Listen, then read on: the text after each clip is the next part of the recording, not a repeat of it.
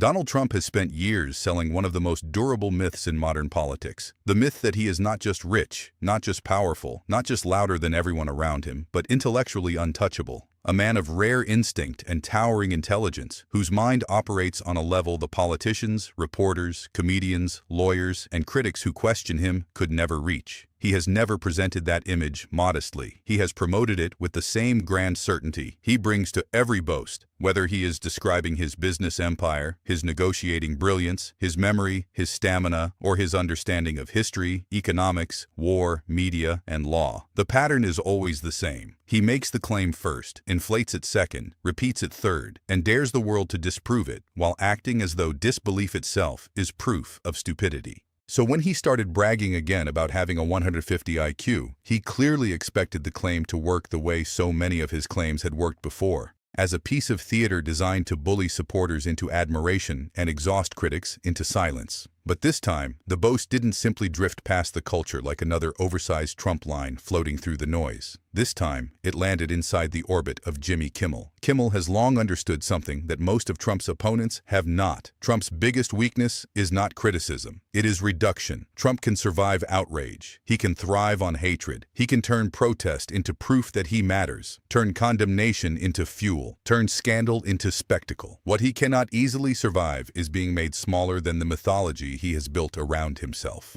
He cannot bear the moment when a joke, a receipt, a quote, or a piece of old paperwork shrinks him from a towering giant into an insecure old showman scrambling to keep his costume from slipping off in public. Kimmel knows that instinctively. He knows the most effective response to Trump is usually not to scream louder, not to perform moral outrage, not to act scandalized in some grand theatrical collapse, but to take Trump at his own word, follow that word to the document, and then hold the document under bright studio lights until the performance starts peeling away on its own. The whole story began with another one of Trump's familiar public detours, a rambling stretch of self-praise in which he drifted away from whatever national issue was supposedly under discussion and veered back toward the subject he loves most, his own superiority. In the middle of bragging about his judgment, his instincts, and the failures of everybody around him, he decided once again to make intelligence part of the show. He said he had an IQ of 150. He said it with the unbothered confidence of a man who believed that repetition could manufacture reality. He said it like a challenge and a conclusion at the same time, as though no further evidence was necessary because the confidence of the claim was itself the evidence. For supporters already conditioned to receive every boast as revelation, the number sounded like another piece of the legend. For critics, it sounded like another oversized declaration that would fade into the endless background hum of Trumpian exaggeration. But Kimmel heard something else. He heard an opening, and that opening mattered because Trump's claims about intelligence have always carried unusual emotional weight. He does not just want to be seen as successful. He wants to be seen as innately superior. The image he protects most fiercely is not just one of strength, but of exceptional mental power.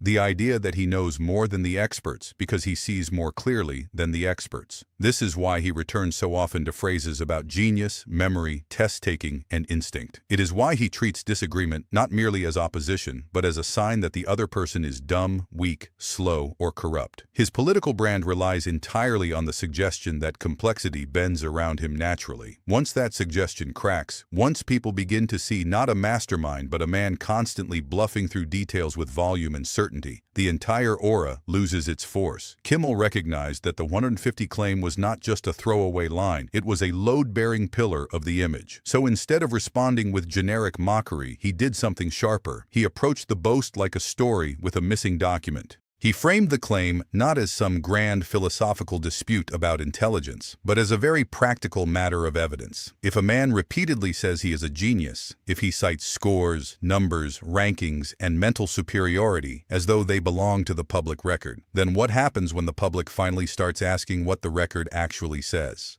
Kimmel's brilliance in these moments is not that he pretends to become an investigative prosecutor. It is that he performs curiosity with just enough precision to let the audience sense danger before the punchline lands. He makes it feel as if the truth is not being invented, just unsealed. That tone is devastating for Trump because it denies him his favorite defense. He can call people haters. He can call them biased. But it is much harder to scream persecution when someone calmly says they are only looking at the paperwork.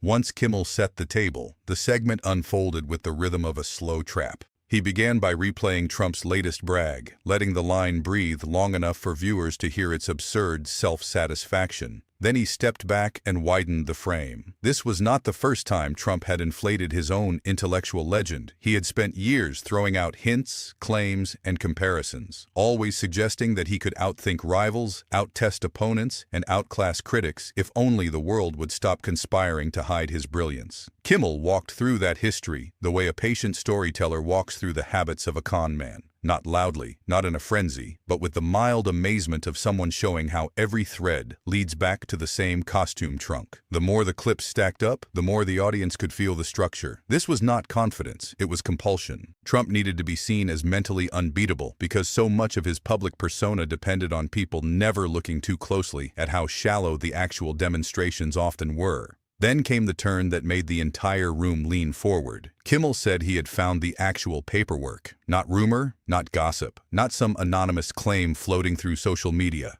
Paperwork. The word itself carried force. Paperwork sounds boring until it threatens someone whose entire mythology depends on mystery. Paperwork means dates, records, signatures, numbers, institutions, things that do not move just because a man talks over them. Trump has always been most comfortable in atmospheres he can dominate by flooding them with emotion. Paperwork does not care about atmosphere. Paperwork sits still. It waits. It can be ignored for a while, mocked for a while, called fake for a while. But once it appears in public, it creates a standard that exists outside the performance. That is exactly why Kimmel chose it as the center of the bit. He was not just mocking a boast, he was replacing the boast with a document. The audience reacted before the reveal even arrived, because they could sense the structure of the humiliation. Trump had offered mythology. Kimmel was about to offer paper. Trump had offered volume. Kimmel was about to offer specificity. Trump had relied on the old assumption that most people would either believe the brag or move on before demanding proof. But once proof became the subject, the scale of the contest changed completely. No amount of chest pounding can overpower a piece of paper once everyone in the room agrees the paper matters. That is what made the segment feel bigger than a typical late-night joke. It felt like a showdown between branding and record-keeping, between self-invention and documentation, between a man who had spent decades announcing his greatness and a host who understood that greatness looks very different when reduced to forms, files, and institutional memory.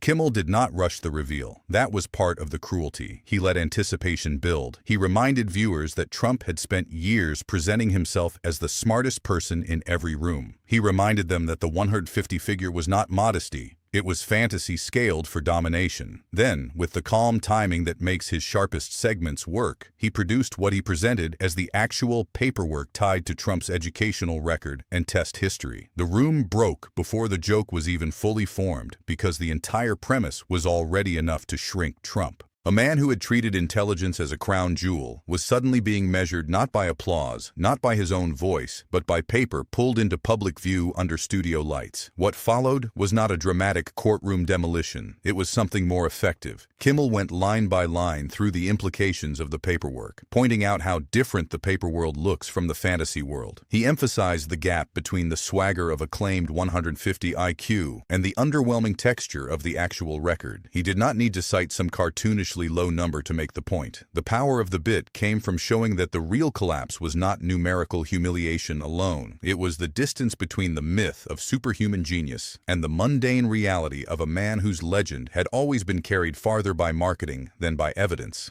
The joke was not simply that Trump was not a genius.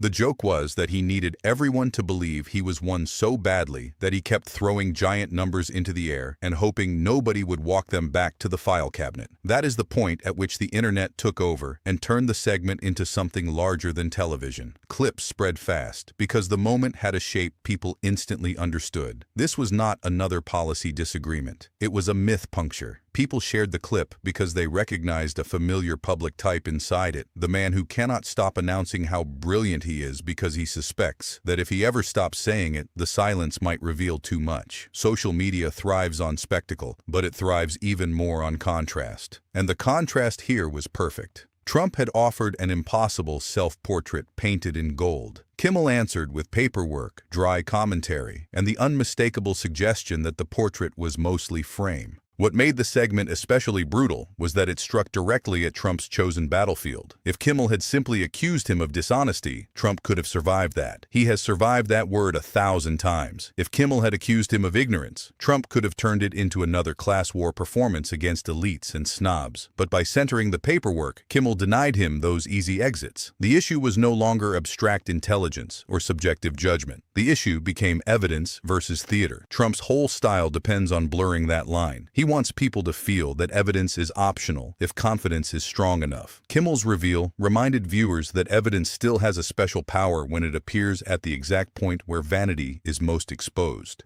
There was something deeply symbolic in the image of a comedian doing what many journalists and political opponents often fail to do, reducing the performance to a form simple enough for ordinary people to enjoy without needing a briefing document. Kimmel did not need a white paper on authoritarian rhetoric. He did not need a 10-minute explainer on narcissistic myth-making. He needed one boast, one folder, and one sharp sense of pacing. That simplicity is why the internet responded so aggressively. In a culture saturated with noise, complexity, and endless partisan spin, people hunger for moments where the structure of a lie becomes visible in a single frame. Trump says he has a 150 IQ. Kimmel says, here is the paperwork. The whole myth is suddenly forced to stand still. The embarrassment deepened because of how closely intelligence and masculinity are intertwined in Trump's own branding. He does not brag about being smart in some isolated academic sense.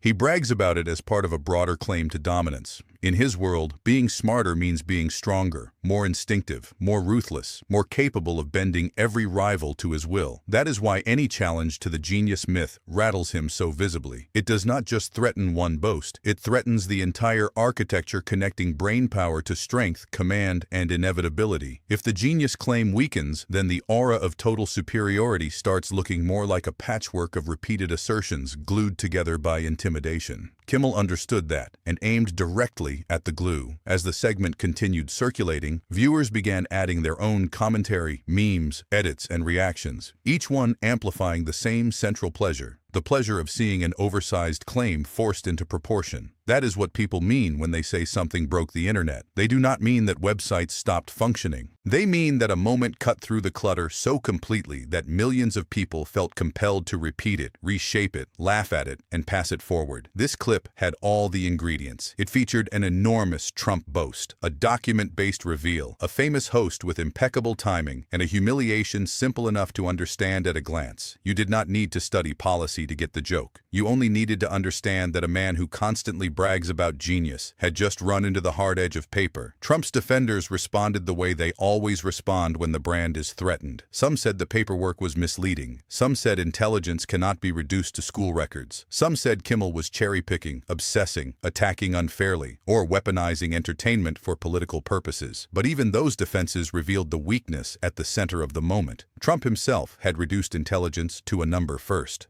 Trump himself had chosen the terrain of bragging, ranking, and measuring. Trump himself had trained his audience to treat his alleged genius as a public fact. Once he did that, he invited the very question he least wanted answered. If the number matters enough to boast about, then the evidence matters enough to inspect. Kimmel's segment merely followed the boast to its logical destination. That destination was painful because it exposed how much of Trump's power relies on the assumption that nobody will ever demand consistency between the image and the record. He thrives in a media ecosystem where speed matters more than verification, where emotional certainty outruns boring documentation, and where people become too exhausted to fact-check every inflated claim. But on the rare occasion when someone isolates a single boast and treats it like an auditable statement, the result can be devastating. Not because every document destroys him completely, but because documents reveal the ratio between the performance and the proof. In the 150 IQ story, that ratio looked absurd. The performance was enormous. The proof was small, awkward, and underwhelming. That mismatch was the real punchline. Kimmel also benefited from the fact that Trump's persona has always contained a built-in comic vulnerability. For all his bluster, he often reacts to mockery like a man personally injured by the idea that anyone might not take him at his preferred scale. He can handle being called evil more easily than he can handle being called ridiculous. Evil can be rebranded as strength. Ridiculousness cannot. Ridiculousness turns domination into theater.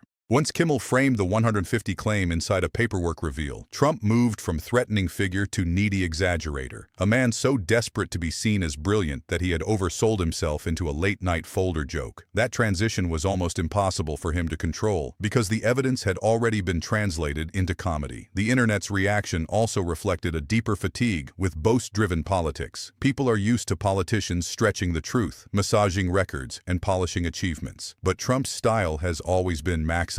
He does not just embellish, he supersizes. He inflates until the claim becomes less about persuasion and more about emotional domination. That style can work when opponents answer with complexity or outrage. It works far less well when someone answers with a single document and a raised eyebrow. Kimmel's segment gave exhausted viewers a kind of relief. Instead of another endless argument about what Trump really meant, they got a clear narrative arc. He bragged, the paperwork appeared, the myth shrank, the laughter followed. There is another reason the moment endured. It fit a broader pattern many people have observed for years. The pattern of Trump using institutions when they flatter him and dismissing them when they constrain him. He loves tests when he can announce victory. He loves rankings when he can place himself at the top. He loves credentials when they support his authority. But once the paperwork stops flattering, institutions suddenly become suspect, biased, corrupt, and meaningless. Kimmel's reveal trapped him in that contradiction. If records matter when they support the legend, they also matter when they complicate it. Trump could not have it both ways without looking transparent. And transparency has never been kind to him. The comedy worked because it never needed to overstate its conclusion.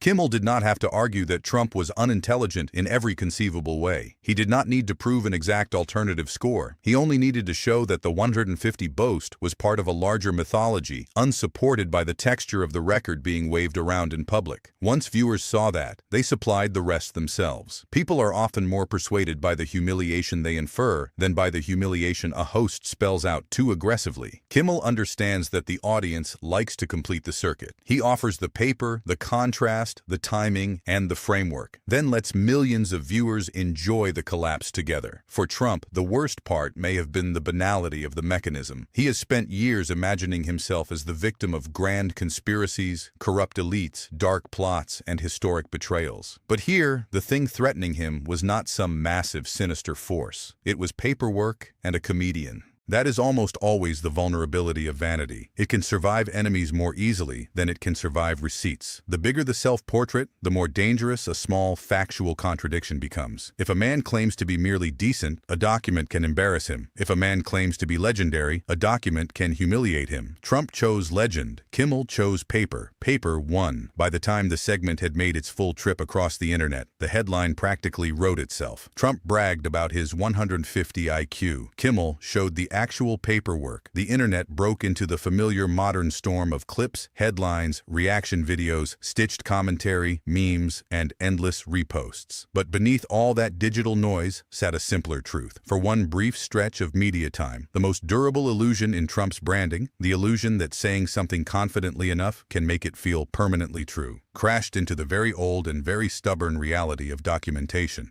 A man who had long treated his own voice as proof discovered that sometimes proof arrives in a folder held by someone else. That is why the moment mattered more than a standard late-night laugh. It condensed years of Trumpian self-mythology into one clean symbolic defeat. The man who claimed genius was not undone by an advanced exam, a policy debate, or an intellectual duel with a scholar. He was undone by the oldest enemy of self-inflation, the paper trail. That image lingered because it translated a sprawling political frustration into a scene anybody could understand. No matter how big the boast, the file still exists somewhere. No matter how loud the myth, the record waits quietly. No matter how many times a man says he is the smartest person in the room, the paperwork may still tell a smaller story. And in the end, that smaller story is what made the whole internet laugh. Not because people were shocked that Trump exaggerated. Everyone already knew that. They laughed because exaggeration had finally been cornered in its favorite mirror. Trump did not just meet a critic. He met the documentary version of his own bragging. He met the paper world, where numbers must come from somewhere, where legends need forms, and where giant claims can suddenly look flimsy under under fluorescent light. Kimmel's brilliance was recognizing that this was the right battlefield all along. Do not argue with the boast on its own terms. Find the record. Show the paper. Let the myth collapse at office supply speed. For a figure who has built so much of his authority on spectacle, there is something exquisitely humiliating about being reduced by stationery. No roaring crowd can rescue a boast once the evidence is framed correctly. No furious post can fully erase the image of a host standing there with the file that turns bravado into paperwork comedy. Trump wanted the world to picture a towering brain behind every claim. Kimmel gave the world a different picture, a performer overreaching again, hoping nobody would check the file, only to discover that the file had made it to television first. That was the real reason the segment exploded. It was not merely funny, it was clarifying. It revealed that the myth had always depended on distance from the document. And once that distance vanished, the legend looked a lot more ordinary than Trump ever wanted anyone to see. More than anything else, the segment revealed how dependent Trump's image has always been on the public choosing awe over inspection. Awe lets a boast float free. Inspection ties it down. Awe turns performance into legend. Inspection asks which office, which year, which file, which score, which proof.